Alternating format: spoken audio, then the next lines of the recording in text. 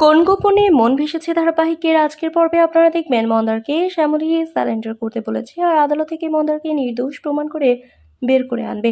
এদিকে মন্দারকে দেখতে গিয়ে রোহিণী শ্যামলীকে ভুল বোঝে আর বলে নিজের জায়গা বাড়িতে পাকা করতে জেলে পাঠিয়েছে ওকে। আর বাড়িতে গিয়ে শ্যামলীকে অনেক কথা শোনায় আর এদিকে অরুণাভ আর অহনা মিলে আনন্দ করছে আর বলছে মন্দার তো জেলে যাবে, আমাদের আর কোনো ভয় থাকবে না।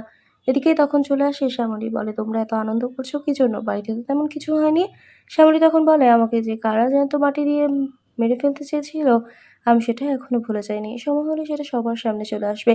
এদিকে মন্দারকে আদালতে হাজির করে আর শ্যামলী সেদিন করা সব ভিডিও আদালতে পেশ করে দেয় আর সবটা দেখিয়ে মন্দারকে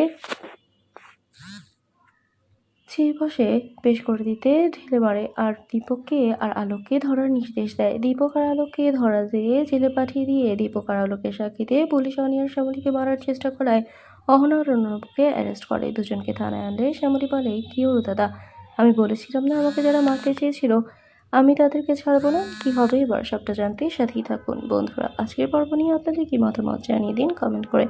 নিয়মিত সিরিয়ালের আপডেট পেতে আমাদের চ্যানেলটি সাবস্ক্রাইব করে সাথেই থাকুন।